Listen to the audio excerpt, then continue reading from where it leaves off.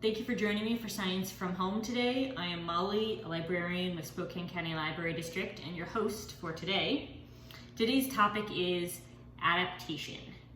There are many different ways animals have changed to live in their homes or their habitats better. When animals change to help them survive, we call this adaptation. Giraffes are another example of adaptation. They have really long necks so they can reach the tallest leaves in trees, leaves that you and I cannot reach because we aren't nearly that tall. So that is a way giraffes changed to survive. Sometimes animals change their color, sometimes they change their behavior, they might change what they eat to adapt to new environments. And it's not just animals that adapt to new environments, it's plants and humans too.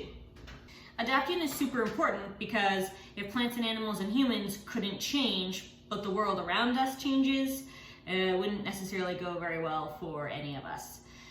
However, adaptation takes place over the course of a very, very long time. Today, we're gonna look at one way certain animals have changed and adapted to be different from you and me so they can survive better where they live. I'm talking about whales and polar bears. Both of these animals live in extremely cold environments. So they have developed thick layers of fat called blubber that keeps them warm and helps them survive in these cold places. And that's different from other types of similar animals. There are black bears that live in Washington state. They don't develop blubber like polar bears because they don't need it to stay warm.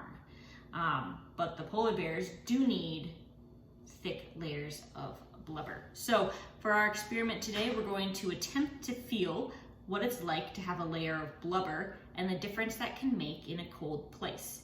For this, you'll need a bowl of ice water. You'll need some shortening. I have a can of Crisco here, and you'll need some sandwich baggies. I have already gotten my bowl of ice water ready. It's just water and I put a bunch of ice in it, and I've let it chill a little bit because I want it to be really, really cold when we do this. So to get started, after you have all of your materials, you want to open up a plastic bag and turn it inside out. And we're gonna coat it in our shortening. Like I said, I'm using Crisco. You might want a spatula or something to help you. I don't have one, so I'm just gonna get messy.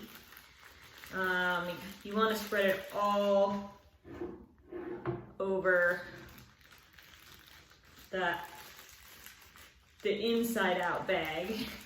So you're spreading it all over the inside of the bag, which you're pretending is the outside of the bag.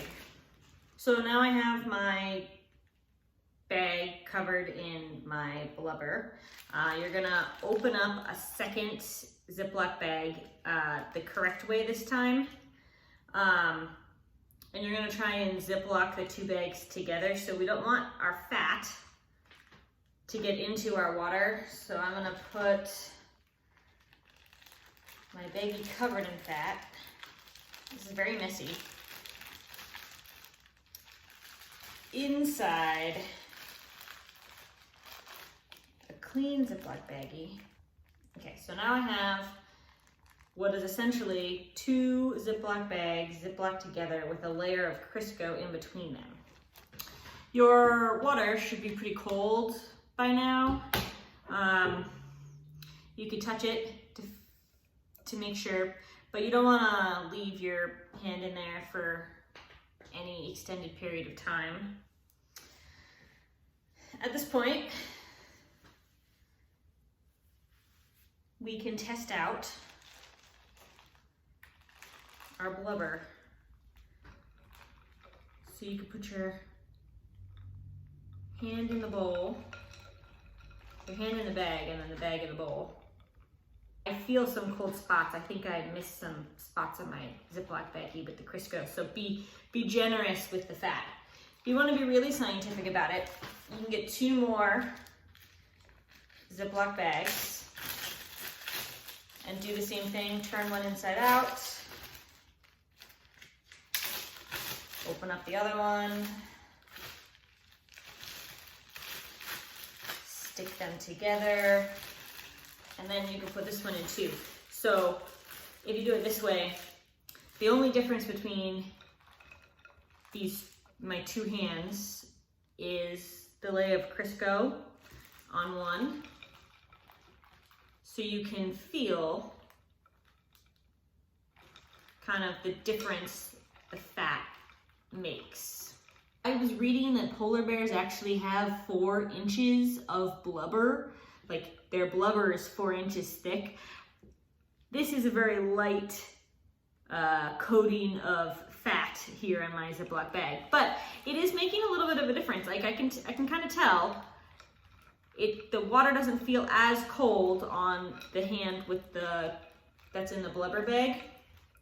So even this little bit of fat is making a difference. I can't imagine how much of a difference 4 inches of fat would make. So it's clear that adaptation is an important part of survival, and it is effective. The hand surrounded by the fat-like blubber did feel warmer than my regular hand.